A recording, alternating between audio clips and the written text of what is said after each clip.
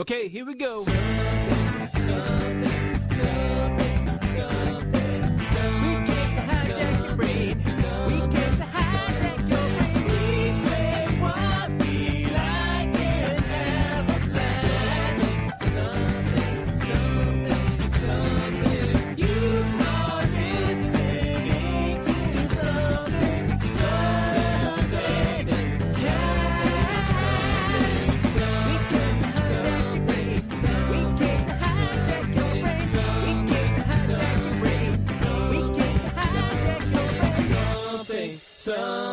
Something. Okay, here we go. Welcome, everybody. It's time again for another episode of the Something Cast. Something Cast. I'm James Hatton. I'm Podcast Rob. And I was changing the emphasis on different syllables. I heard.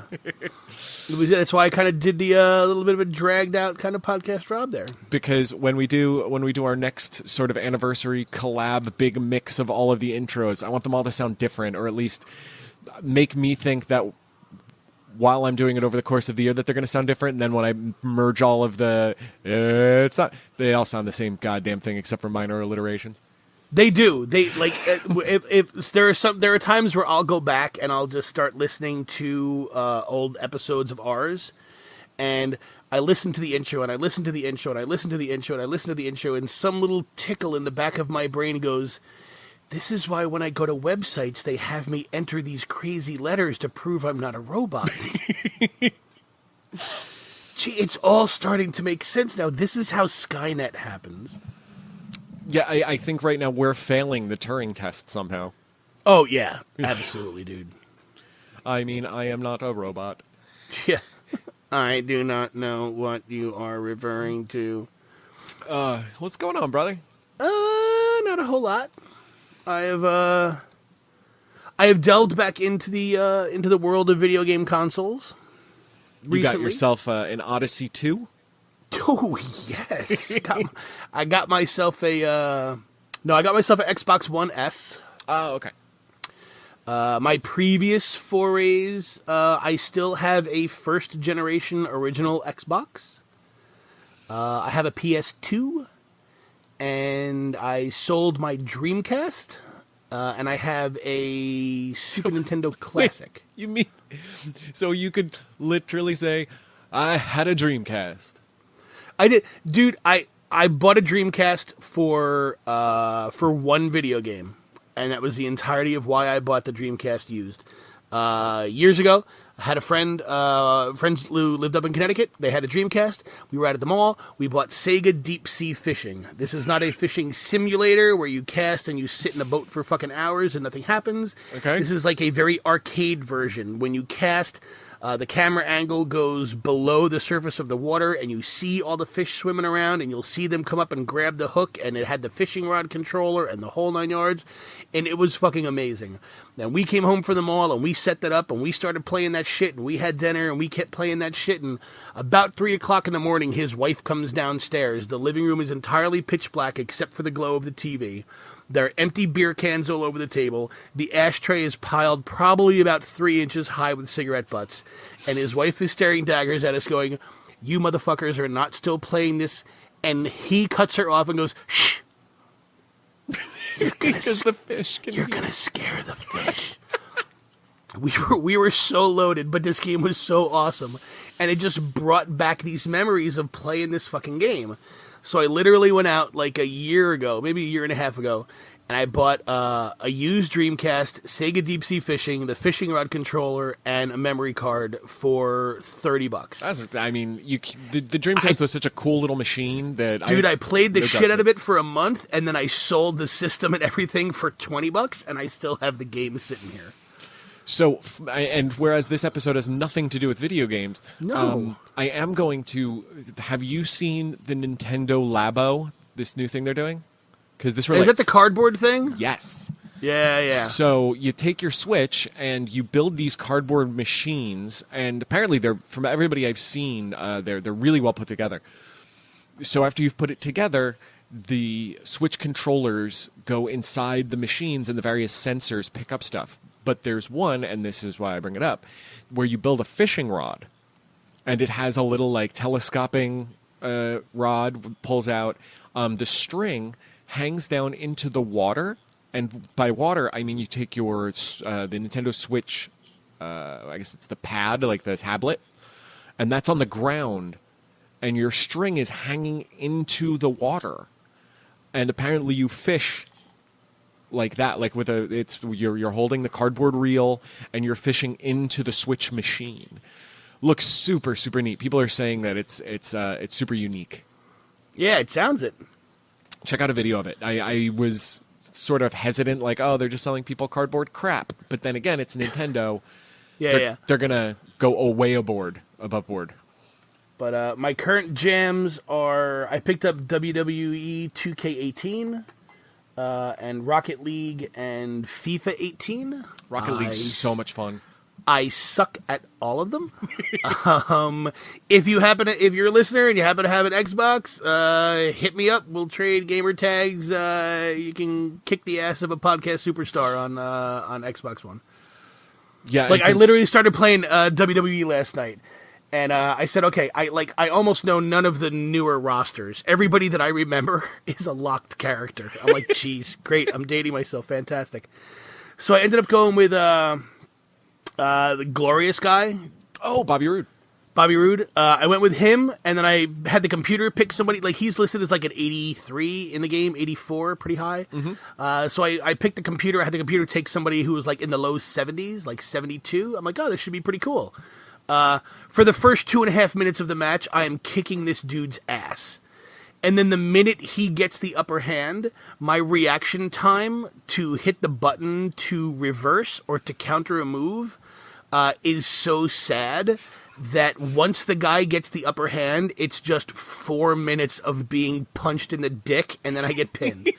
Like, I can't get out of it no matter what I do. I'm just button mashing, just turning the controller over and just smushing it into my mattress. Like, I don't care, just do something. And it's just, 1,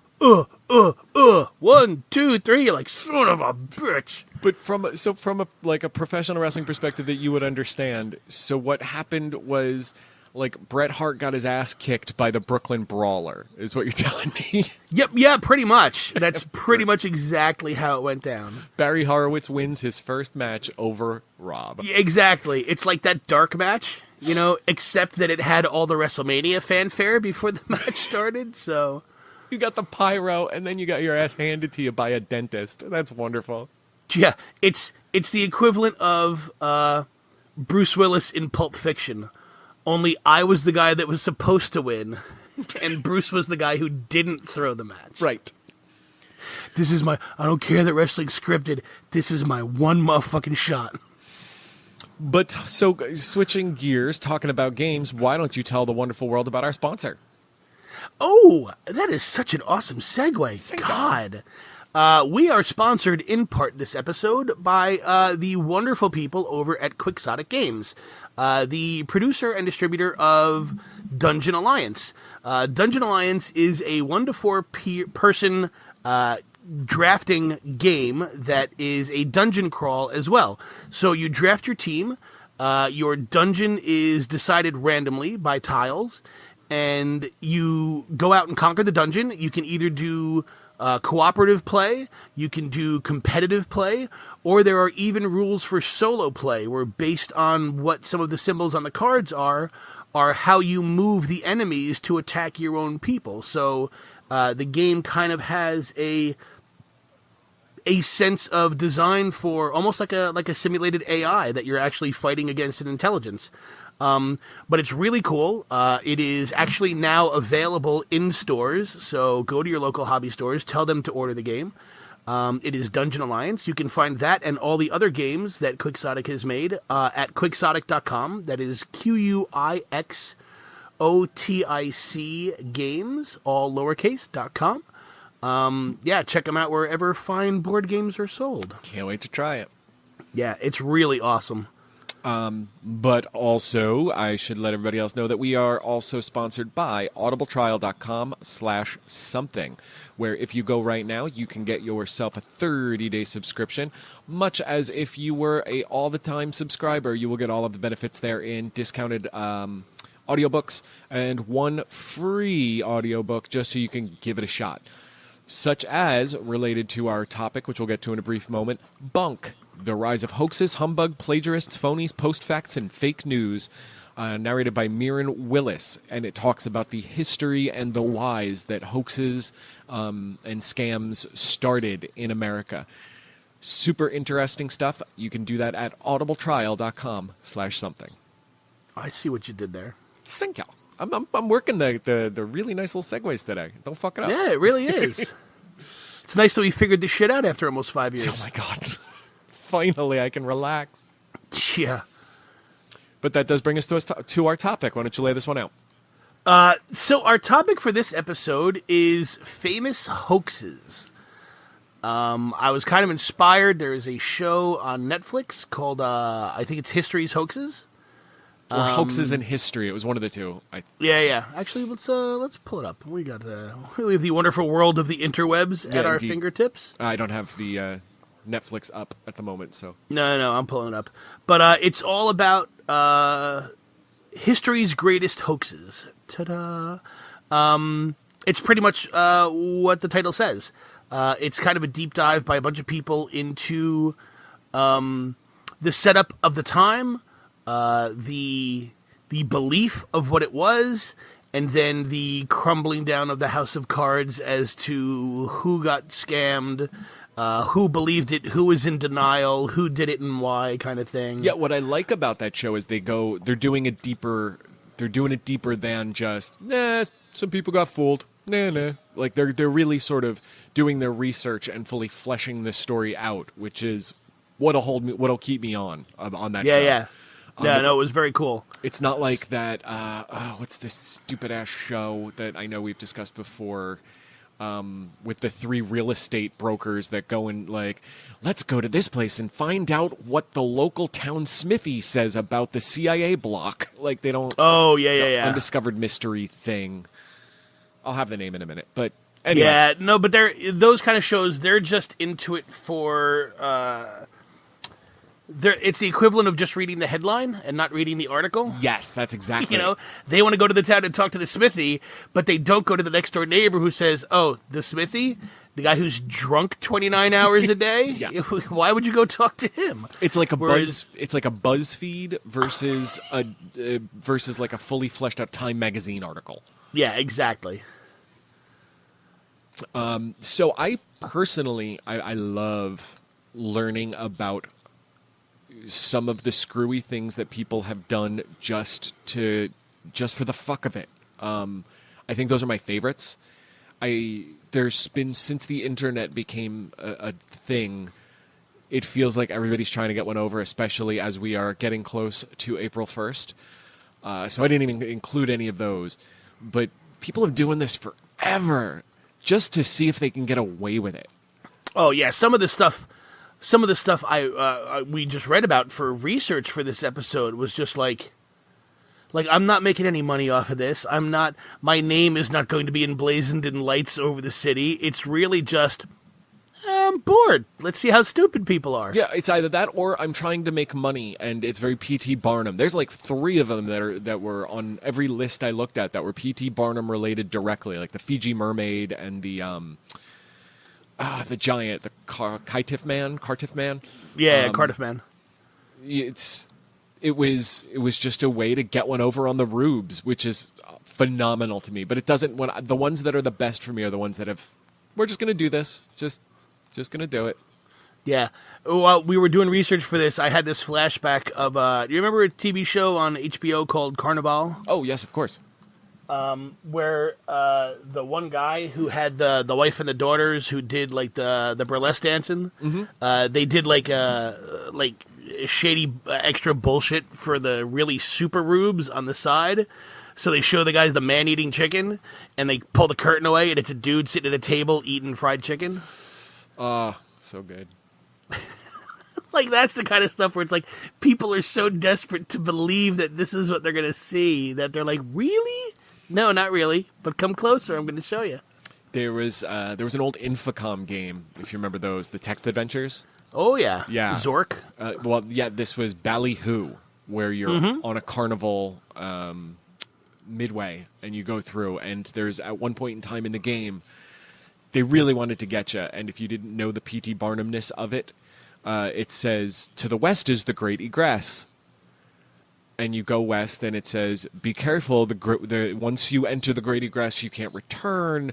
The Great Egress is a beast that has swallowed so many before you. Like, it's really building this thing up, and you're like, oh my god, I can't wait to go west and see this fucking thing. And you hit west, and it quits the game. Because the Great Egress is the exit, and that's what Barnum used to do to people. Yep. So, here we go. Hoaxes. I love this topic. I guess I'll start us off then. Sure. I'll start us off with my one, April Fool's, because I read about this in, if you know, the Uncle John bathroom readers. Right. For those who don't know, there are these huge tome books that are like, here's, 30 myths about famous movies, and here's 10 lines of computer jargon, and here's a riddle, and they're just quick reads for your lounging on the throne. And that's where I read this one first, and when I saw it on the list, I'm like, oh my god, I remember about this. It's so good. It's called The Spaghetti Tree. Mm-hmm. Are you familiar? Just from doing the research. Oh, okay. But when I read about it, I laughed my ass off. And I think the reason why it's an April Fool's joke that still sits with me, like, unlike nowadays where you go, okay, it's March 30th or 31st, whichever. I know I can believe nothing tomorrow. No one is pregnant. No one is changing products. The only thing I will go to is ThinkGeek. This is an April Fool's Day from 1957, where the BBC they did a current affairs sort of documentary. It's on a show they did called Panorama, and they talked about the spaghetti harvest of Switzerland, where they had women who were quite literally picking spaghetti off of a tree that was like laden. And you can still go watch it on YouTube, where they had just spaghetti strands all over these trees, and they had women walking through what would be like, I don't know, grape orchards for wine, plucking with rubber gloves the spaghetti off the trees. And they got letters. It was completely like, it blew people away. Because pasta hadn't really been a British thing at that point. The English had no flippin' idea that this is not how spaghetti came to be. But when people would ask the BBC, how do we do it? How do you grow your own spaghetti tree? Where can we get the seeds? Where does one grow it? They would send them a letter, a telegram or whatnot, that said back to them, quote, place a sprig of spaghetti in a tin of tomato sauce and hope for the best. There have been a lot of these that doing research that I found where it almost seems like the people who were perpetrating the hoax had of the mindset of, well, we're going to do this thing and it's silly, but nobody's going to believe it because nobody's really that stupid. Right. And then all of a sudden, after I've sold 100,000 books or had 5,000 letters this week going, how do I grow my own spaghetti tree? Like, part of you kind of look at it and you laugh and you're like, hey, there are people that stupid. And then it's almost a disappointment because you realize that you live in a town with these people and a world with these people. Yeah, I mean, and I think we look at it from the perspective, oh, how could they be so stupid? Yet also, how many people on Facebook have posted if we share this lottery ticket, he's going to share the wealth with us just in case. I mean, we've discussed that sort of affair before, but these... Yeah, but you know what, though? That's different. And I'm not going to overly defend these people. That's fair. But I'm willing to believe that 70%, and even that might be a little high, unfortunately, of those people go, you know what? I know this is bullshit. But you never know. Right, and But I'm not going to I had spaghetti tonight for dinner. I am not going to take a piece of spaghetti and put it in the jar and set it out on the front porch and go, you never know. Could come home from work 2 weeks from now, got a fucking spaghetti willow hanging in my front yard. But no, in that's the just 50s, where news didn't travel as fast. This wasn't an everyday occurrence of food. I don't know. Maybe I want to give them the benefit of the same doubt. Just that, maybe better man than I am, man. I just can't believe that these are the people that we were that they were the previous generation. That's only like a generation, 2 generations ago. It's not. We're not so much more evolved. But it is frightening, though. Dude, thousands of years ago, the Incas knew there were 9 planets. In the 50s, people thought you could grow a spaghetti bush. Shit, that's a really good point. All right, when you put it in that perspective. How far have the mighty fallen at that point? We have people now, but maybe it's society. There are people now who don't know their own phone numbers unless they look it up on their phone. It's I don't know. I feel like we're talking. We're both like arguing before for I both become sides. Lewis. I was gonna say before I become Lewis Black and start freaking out, we should probably move on. Please. So my first one, and it was an episode on the show that I thought was just amazingly fascinating. I remembered it from my youth. I remember hearing about it, and I remembered hearing that, hey, it turned out to be all bullshit, but I didn't really know all the details about it. It is the Hitler Diaries. I saw that very episode. I didn't even know this was a story. I was completely unaware of it.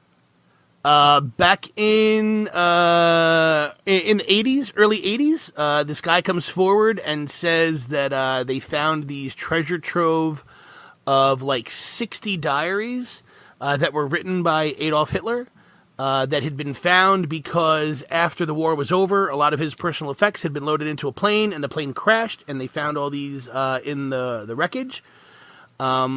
And this guy ends up coming across them and is selling them to a reporter who works for German news magazine Stern. Mm-hmm. They ended up buying the ones that were available, and then bigger organizations ended up getting involved. Like big Sunday, the money. Sunday Times, Newsweek. Started paying basically millions of dollars to try to get a hold of these. And again, it was one of those things where I think people wanted so bad for them to be true that they were willing to forgive stuff. Yeah. It turns out that the guy, Konrad Kujau, who forged these, the basic reason was, hey, I have 60 of them, but like my cousin is smuggling them out of the country in his dog's rectum, so I can only get like 1 or 2 out a month. It's because he was writing them as he was selling them. Like, I haven't written all 60 yet. You got to give me some time. But then they wanted to believe it too, so they were like, all right, I guess it's up his dog's ass. Fine, I guess we have to wait. Yeah, but then it's like they read them and everybody's like, oh, well, these are kind of dumb. You know, today I had schnitzel for lunch and spoke to my generals. Tomorrow I will wear the blue suit. And, like, it was super stupid, inane stuff. People wanted to believe so bad that horrible, horrible things were overlooked.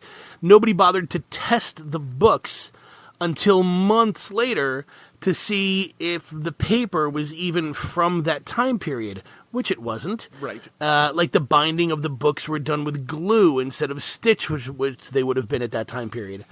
The funniest thing that I thought hysterical was... Oh, please, the monogram? Yeah, they have a monogram on each book, and the monogram is FH. And everybody's like, well, why is it an FH? And it's because the super old-style German Gothic script, the F has a very, very super thin line down the one side, like kind of an artistic line, that this dude looked at and thought was a letter A. So he embossed FH on all of these things, thinking the F was an A, and that said, for Adolf Hitler. And even then, like, I'm looking at it, and not knowing that part of the story, I looked at it and assumed that the F stood for Fuhrer or something. Like, he was that egotistical, where I'm going to emboss my all my diaries with President Rob instead of, like, my initials. But then when they explained what it was, I was like, oh my God, did every scholar who looked at these just assume, oh, it means Fuhrer Hitler, of course, that makes perfect sense, that's why it's FH. I had the same, I wasn't thinking Fuhrer or Hitler, I was trying to figure out whether, Adolf was short for something that I never knew. Like his name was Fraudolf or Farfendal. Freindolf. But same general, like that's a weird A. Yeah, but then you look back at like all of the things that were missed, and you wonder why there wasn't some person, doing Sam Jackson from Deep Blue Sea going, am I the only motherfucker that finds this a tad bit odd? But no, yes, it's written in German. Terrible German, like not even well-written German, in very sloppy hand on books that are far too new to be from World War II, with the initials FH on it. Of course they're Adolf's. Here's $1 million. Frank Hitler. Yeah. Yes, and that guy got paid, didn't he? Yeah, he did. And it's funny because the reporter who got basically facilitated the whole thing, even up to the time that the show was filmed, was kind of in denial that he got duped. Well, I mean, do you really want to be the guy who, shelled out 5 to 6 figures for Frank Hitler's bad autobiography diary? Well, it wasn't Frank Hitler. It wasn't his money. True. But I mean, if everybody else is like, hey, look, you know what? We didn't do our due diligence. We fucked up. You being basically the grease man who started this whole ball rolling. No, we did not fuck up. I am convinced. Steve, stop. There's always let it go. Yeah, the Emperor's New Clothes. Somebody's always going to be there. Yes, it's over.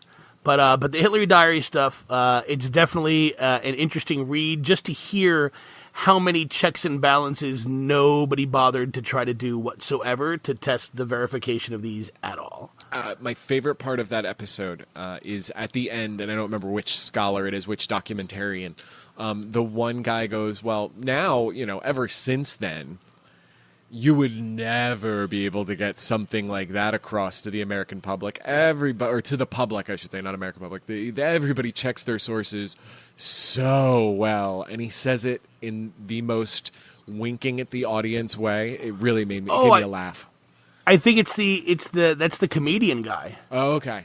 Because there's the one guy who's like an author and comedian. Yeah, he and I think I remember that. Yeah, like no, nothing gets past anybody now. That was 30 years ago. Oh, that really turned the industry on its head. Everybody checks everything. So, moving to my next one. This was one. As soon as we just started discussing this topic, I was like, "Oh, that means I get to look up the Turk again." The Mechanical Turk, which may sound familiar to people because it's what Amazon calls their one sort of work project. You can go and do like penny jobs. It's called the Mechanical Turk, and it's called that because of this very machine from the 1770s. Sadly, the machine is gone, burned up in a fire, but a huge sort of in the middle of carnivals and fairs.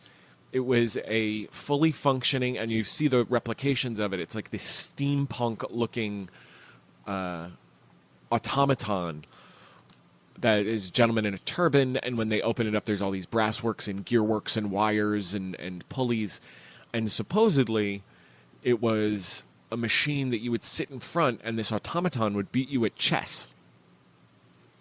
So you're sitting there, and I'm sure for $1 or whatever it would be, you'd go up and you'd try and beat the Mechanical Turk, and slowly but surely you'd be beaten by this robot.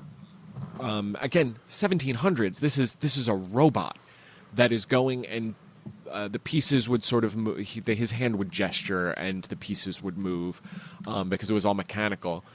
And so people thought that the guy who created it. His name was Kempelen. Right. They thought Kempelen built a robot that could beat you at chess. The most amazing part about it is, of course, no one built this machine. He built a really, really ginormous puppet, and he had a chess master sitting in the small chamber underneath that was moving all the pieces magnetically.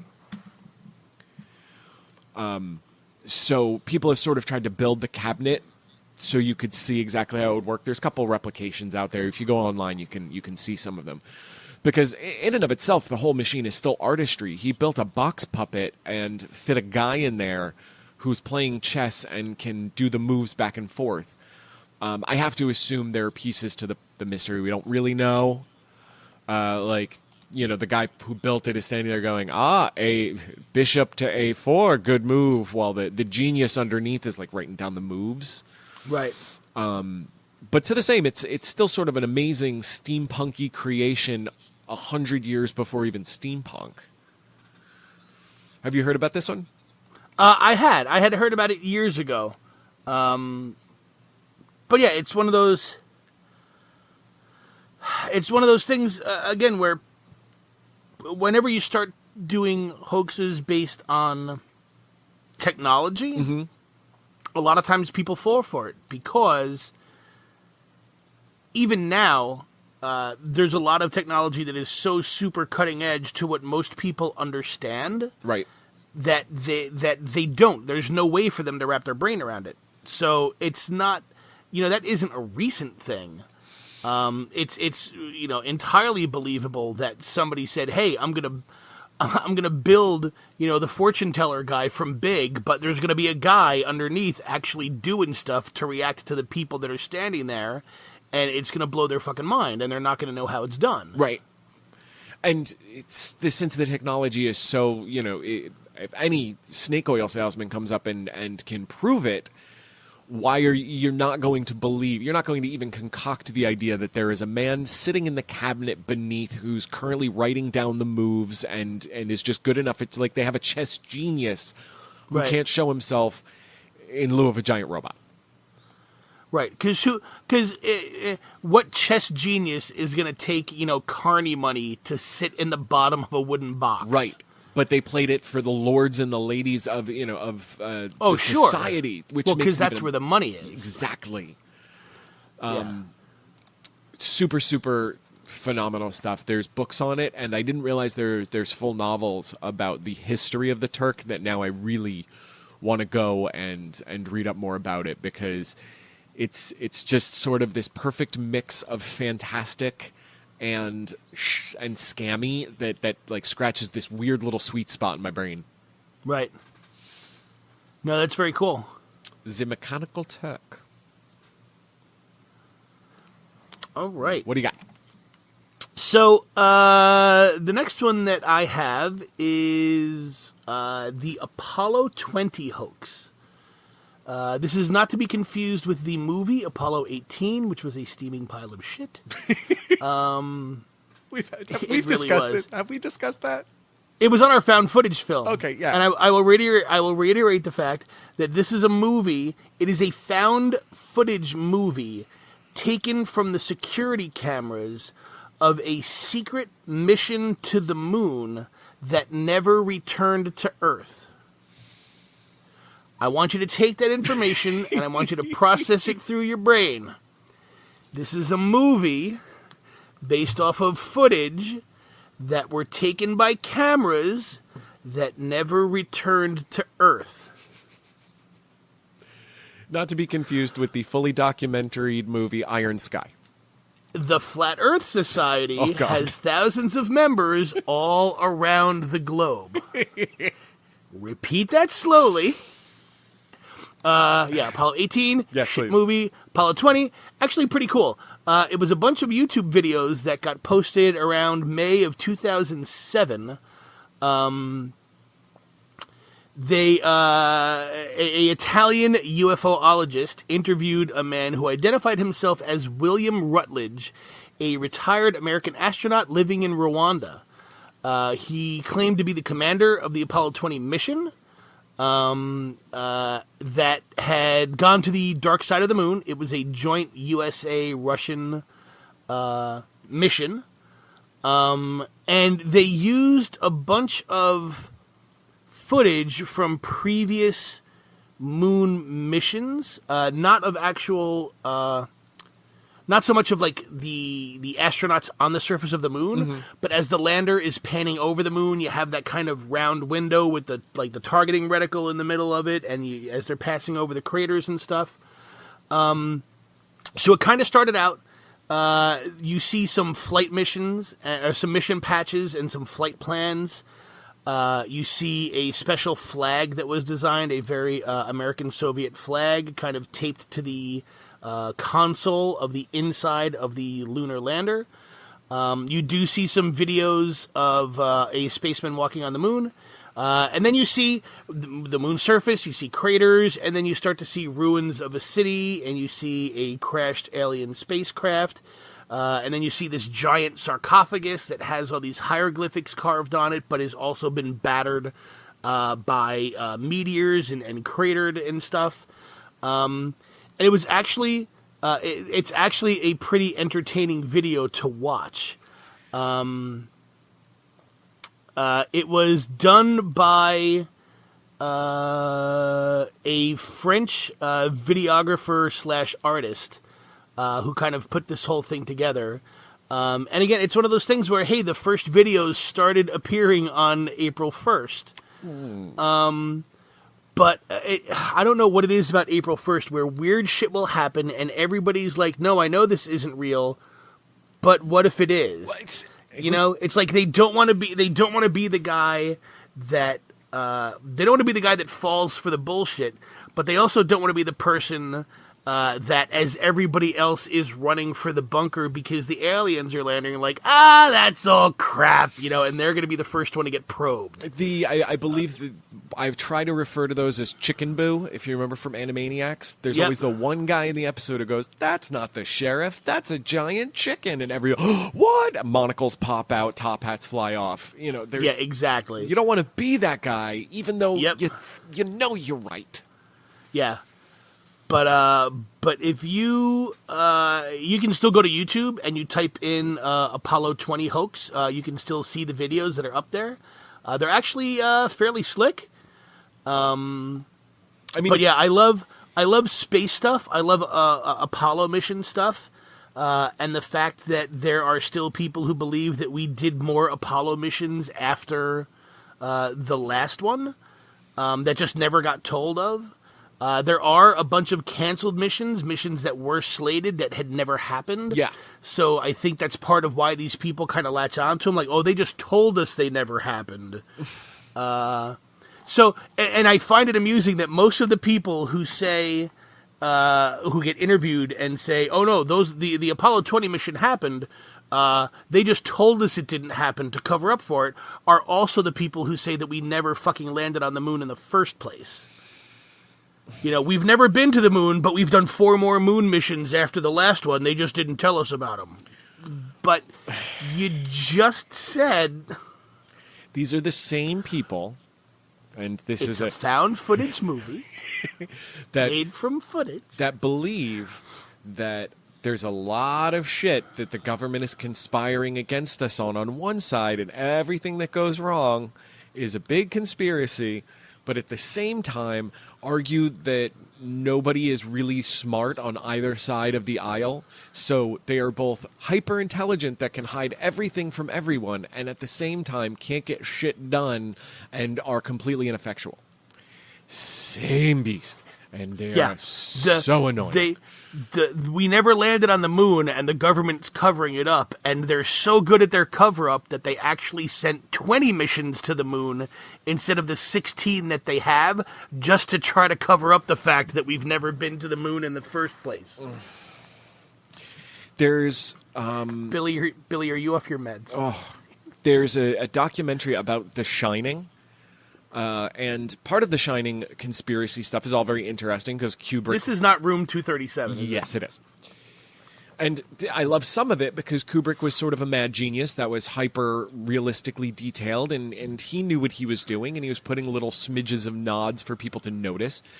But then there's the crazy people that because the kid is wearing a rocket pair of pajamas...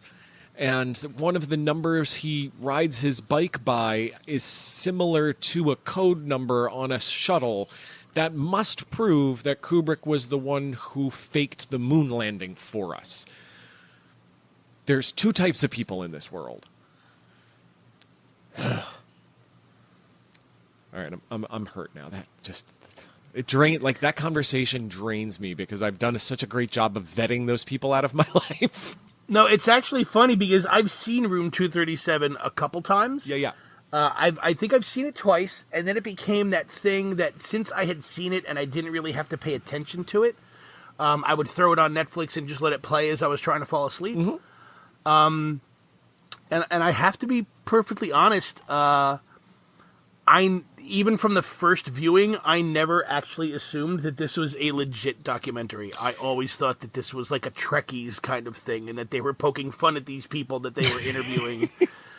Not that these are serious opinions people have. I honestly, for the life of me, thought that it was all shit. No, they're legit, and you can. I mean, if you go Googling, and you're going to end up in a pit. You'll end up on weird Tumblr pages about Project Monarch somewhere. There are legit people out there who feel that Kubrick had his hand in the moon landing. I love since we were on the topic of the moon landing, really quick. Please. I love the episode. You saw the episode of Mythbusters? Oh, yes. Where they busted the myth that the moon landing was a fake by faking the moon landing. And like you can hear thousands of internal arguments in fucking Adam's brain being condensed into his exasperated commentary to the camera of, now I understand what you're thinking. You're thinking they're proving it's not a hoax by hoaxing it. That's not what we're doing. Because he knows somebody's going to take that footage and just cut that part of him saying that out and go, look, they proved that we didn't go to the moon. No, that's not what we're doing. I literally thought that's what this whole documentary was guys, like a cameraman filming people going, oh my God! And then just taking all of those responses from people and going, these people really believe this. The fucking Calumet guy. Oh my God, I can't get that dude's voice out of my fucking head at all. Which one was he?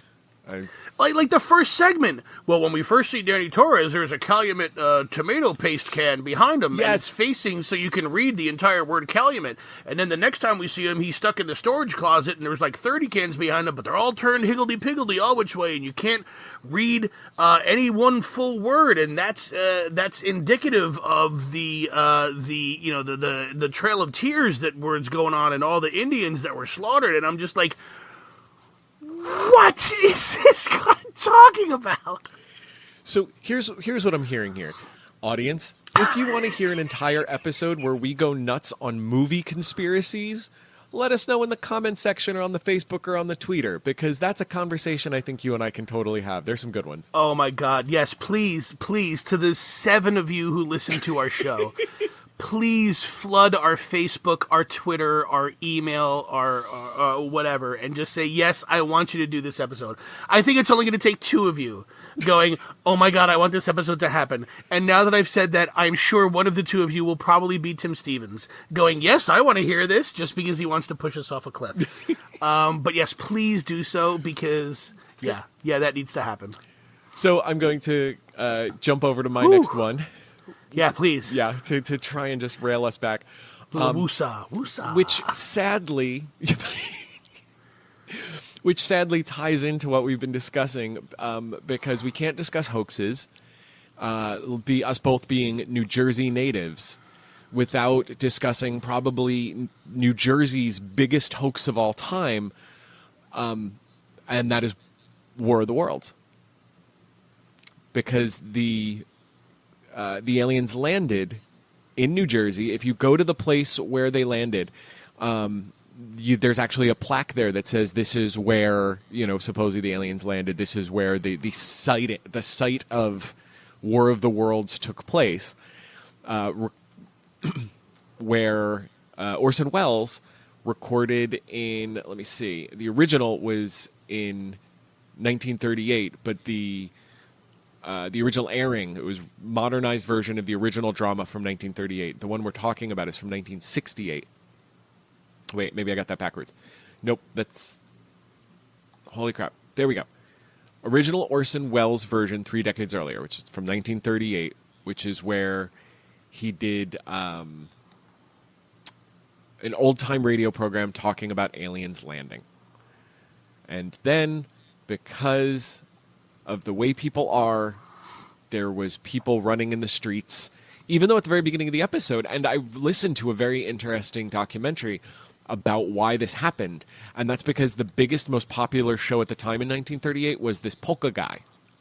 And then people would just go switch off from the polka guy, who ended at 6:05 or whatever it was, and they'd start channel flipping their radio. And they missed the opening thing where they said, a production of CBS Radio, or what have you.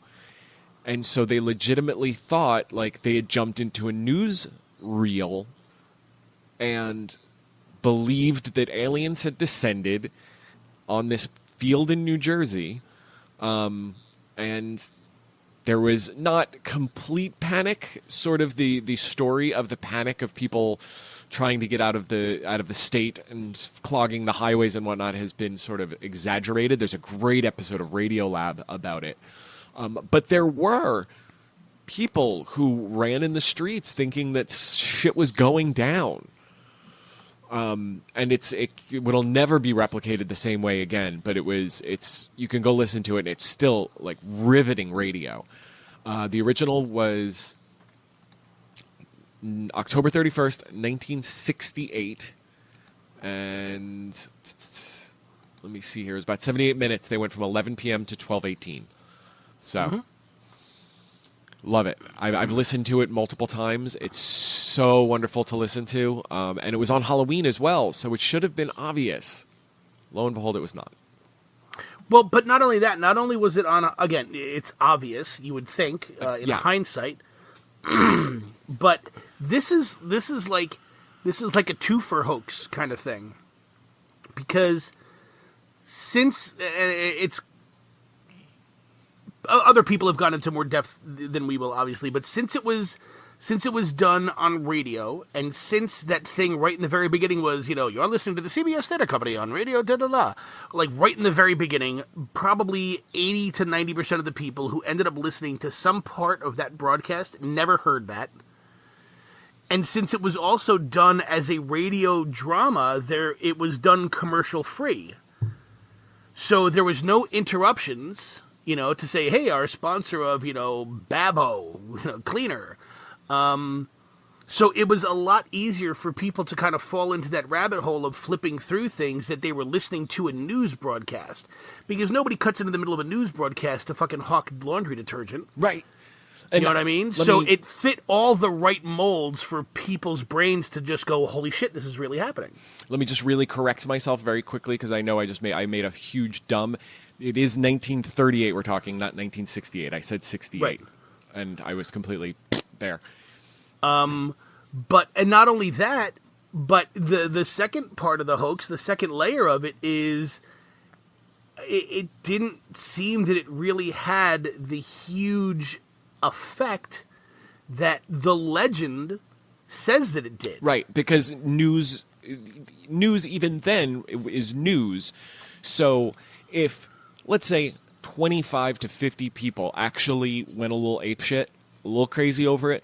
The news in major news markets pick it up the next day, and a group of people, and then further out the next day, people further out from there, New Jersey. It just sort of, I can see how the echo effect just takes hold. Sure. It's like the game of telephone. The first person who reads that article, the next time they tell them, it wasn't 10 people who freaked out. It was 100 people freaked out, man. They were like all over the place. Mm-hmm. And that game of telephone just continues on and so on and so on. Until it's like a mass hysteria panic across the country. So, actor Stefan Schnabel recalled sitting in the anteroom after finishing his on-air performance. He was one of the actors in it. Quote, a few policemen trickled in, then a few more. Soon the room was full of policemen, and a massive struggle was going on between the police, the page boys, and the CBS executives who were trying to prevent the police from busting in to stop the show. Like, that was going on in the studio. It's so good. Orson Welles was a goddamn genius. Yeah. And then it's funny because then afterwards, he gave all these interviews about, oh my God, we're so sorry. We never anticipated that people were going to go nuts over it. Mm-hmm. And I think that even helped more kind of drive that mythological narrative that half the nation suddenly went batshit crazy because the aliens were landing, because he gave this apology talking about, we didn't expect all of these thousands of people to completely, kind of go crazy and believe, well, it wasn't thousands of people, but he said it was thousands of people, and he's the guy who put on the radio show. We should believe the guy who lied to us when he's telling us something else. Yeah, and from what I've heard about Orson Welles, at his prime, he very damn well knew what he was doing when he sat down to do that press conference. That he was just... Oh, absolutely. It's amazing. War of the Worlds radio show and the press conference is like American Horror Story, Roanoke. And you want to know what? I love that season, so... You've got the first half of it where it's one thing, and then the second half is a continuation that just drives the first half. And I fucking hated that season. Yeah, but regardless, it's the same kind of thing where, okay, we did the radio drama, now we're going to wait a bit, and then we're going to come out and do, press conferences apologizing for basically driving the nation into mass hysteria. But we didn't drive... Shh. Hush now, child. Only dreams. You are so precious. You just sit next to me and say nothing. I'll do all the talking. And here's sort of my favorite epilogue to War of the Worlds. And it's, again, if you happen to go listen to the Radiolab episode, I heard about this there. 10 years later, like 1948, 49-ish, a Spanish-speaking station in Ecuador did their own War of the Worlds, sort of an homage to it. And it was very much an homage. But they didn't at first do this is part of the Mercury radio program Science Fiction Hour. They did none of that. The radio station got rioted. There were literally tanks in the street because they informed nobody of what they were doing. Like, it gets a bit sad. People died over this recording in Ecuador. Yeah. But I find that the mass sort of hysteria proves the mass hysteria point. But I find that the legacy of War of the Worlds to be one of the coolest bits of New Jersey ephemera. And I will listen to it probably once every couple of years just to remind myself how good it is, because it still holds the test. I mean, time being what it is, the language is very different, the audio quality is very different. Sure. But the storytelling still really holds the test. That's our time capsule. Yeah. New Jersey. We are so corrupt that we lied about telling a story that made the nation go crazy. But we were really good at it. Yeah, exactly. We were super smooth. What's your last one, brother?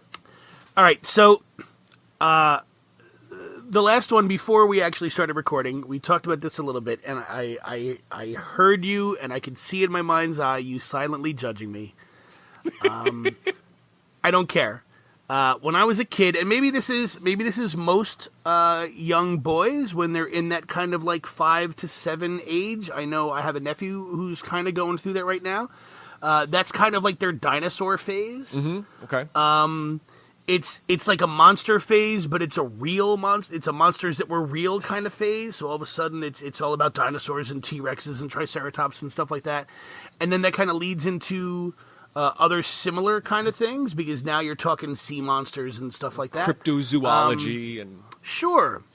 When I was around 7, I was going to grow up to be the guy that proved that the Loch Ness Monster was real. That was my goal when I was a kid. I wanted to grow up, and that was the guy I was going to be. Who would have thought? 40 years later, I am now sitting here doing a podcast for 4.5 years. And have never been to Scotland.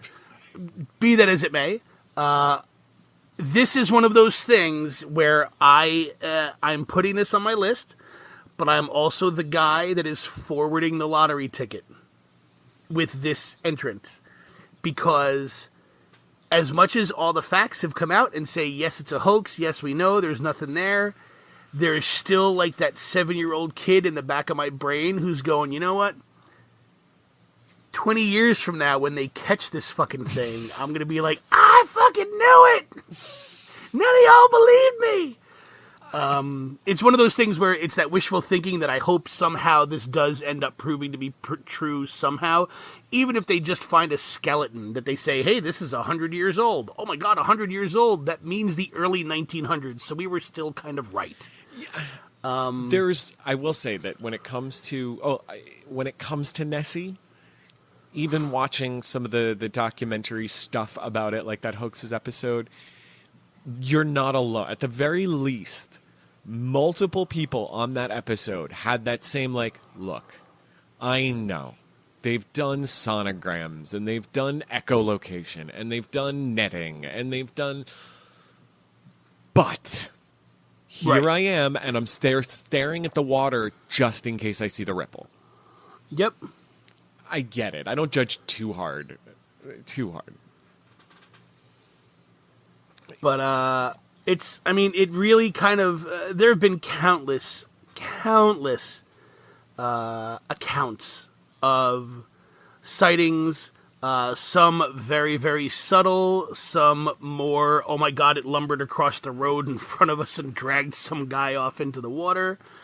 But it really kind of came to fruition, or came to a head, in 1934 with a picture called The Surgeon's Photograph. It's probably the most popular and widely recognized. Yeah. You may not know it by name, but you look at it and go, oh, yeah, I've seen that. Oh, that's what that is?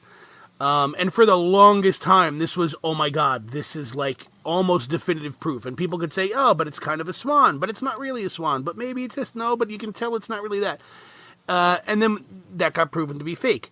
It was kind of a good fake until you point out all the issues, and then no fake is a good fake once you start to point out all the issues. Sure. But then as time goes on, and you've got the thing too is that it's almost like a perfect storm. They talk about I'd read a lot of books about Loch Ness when I was a kid. They joke about Loch Ness as the lake that never gives up its dead, because of the type of vegetation that lives in there, and because of like the density of the water and the latitude of the lake and everything else. The water's not very clear. It's a very deep lake. It's a very long and narrow lake, so it's not easy to kind of navigate underneath with even like submarines and cameras and stuff like that. And when things die, they don't typically... Usually things get bloated in the bacteria in them, and they kind of float to the surface eventually. Mm-hmm. A lot of things here just kind of sink to the bottom of the lake and rot. So they don't ever really come back up to the surface. So it's almost like a perfect storm of people who want to believe, because for every person who said, yeah, but we never found a body. Yeah, but you really can't, because it's kind of hard in this kind of place. But we never found... Yeah, but it's not designed around that. It's crazy. You can watch videos on YouTube where, because of some of the cliff sides on the sides of the lake, on how steep they are, that a boat will go through, and the wake of the boat will come across like any wake would, mm-hmm. and it hits the cliffside. But then as it like reflects back across the lake, like 2 minutes later, it's almost like mini cresting waves. It's not like just that undulating wake that we're familiar with. It has a completely different shape that kind of folds in on itself, that looks like an eel kind of swimming across the surface of the water. Okay. It's really weird, the layout of the lake. So I can forgive a lot of people who say they see weird shit. It didn't help that they tried to film a Loch Ness Monster movie in like the late 60s, early 70s, and they built like a 30-foot-long Nessie prop that ended up breaking free from its moorings and sinking to the bottom of the lake, because a lot of the later camera-operated submarines that were sent out there were like, look, it's a head and a fin! And they're like, yes, that sank like 15 years ago. You're not helping the situation. It says "Made in China" printed on the top of the head. Just look. Yeah, exactly. But yeah, like, it's one of those things where I would love for this to end up being real. I get it. And then you have, with technology getting better and better and better and better and better. On April 19th, 2014, a satellite image on Apple Maps showed a large creature just below the surface of Loch Ness. Have they proven that was a photographic mistake, or Nope. that some possible explanations were the wake of a boat, seal-caused ripples, or floating wood? I mean, to the same, I believe that you can, if you go into Google Maps and you go hover over Loch Ness, your mouse turns into Nessie. Oh, that's cool. Yeah. So, and that very well might just have been Google's kind of like, haha at Mac. Like, oh, you got a picture of him? Our little icon guy turns into him for you. Well, and then in 2015, Google commemorated the 81st anniversary of the surgeon's photograph with not only a Google Doodle, but they added Google Street View to the lake. They spent a week at Loch Ness collecting imagery with Street View Trekker camera, attaching it to a boat to photograph all that stuff.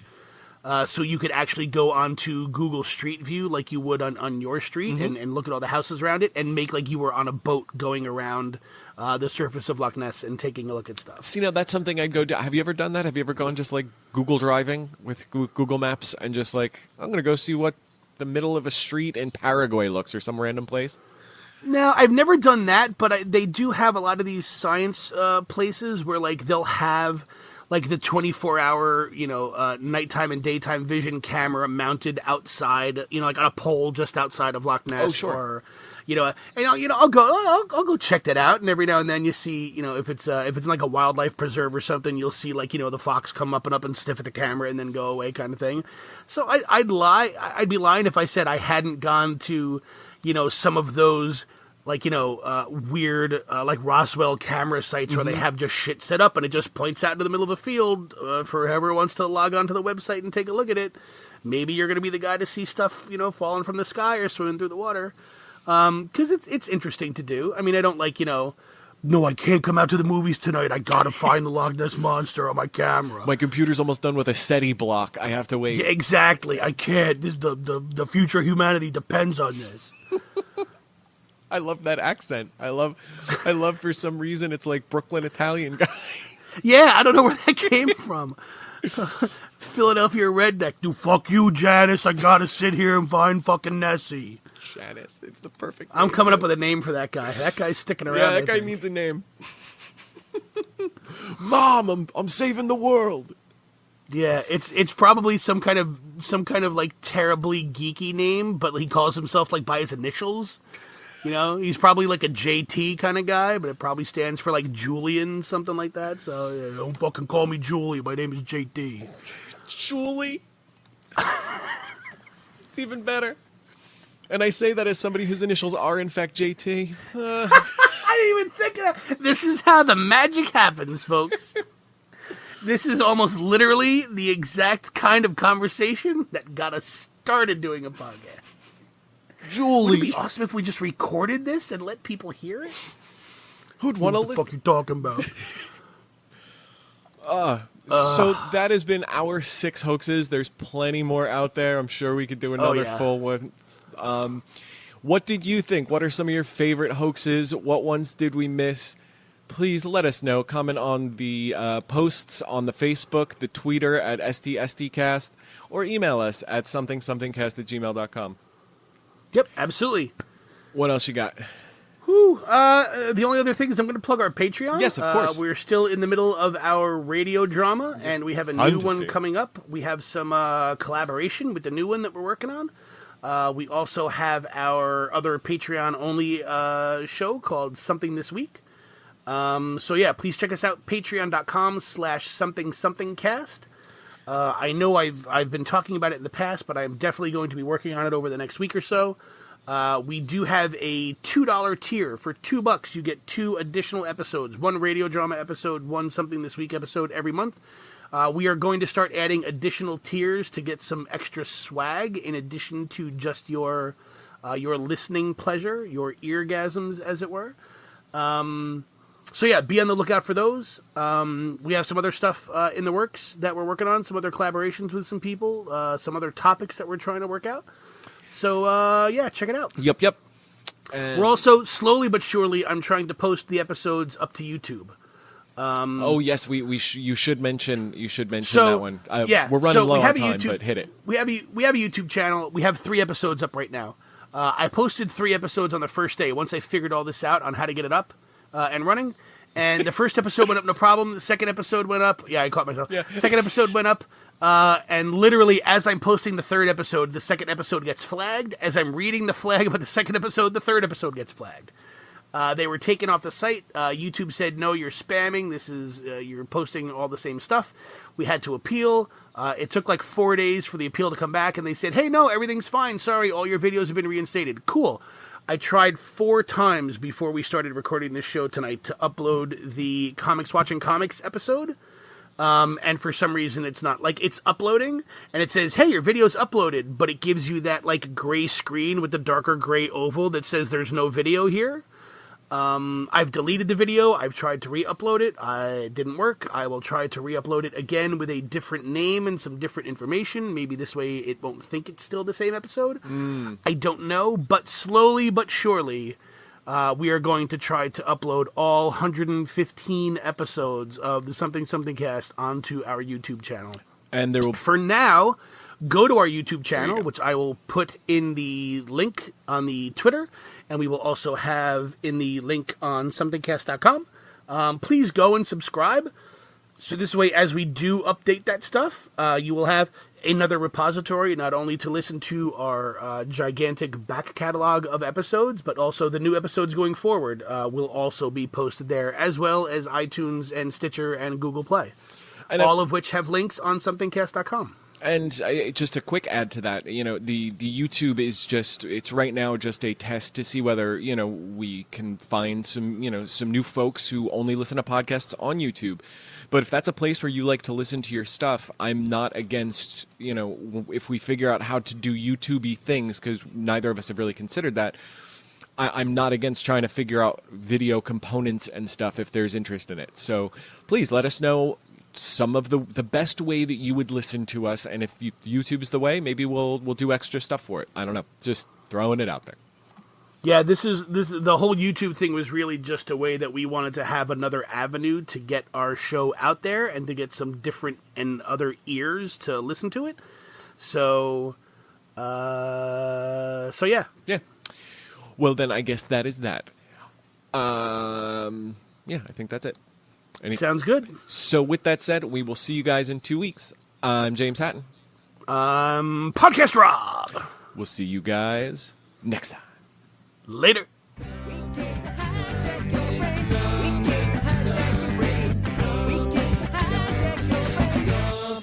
Something. Okay, here we go.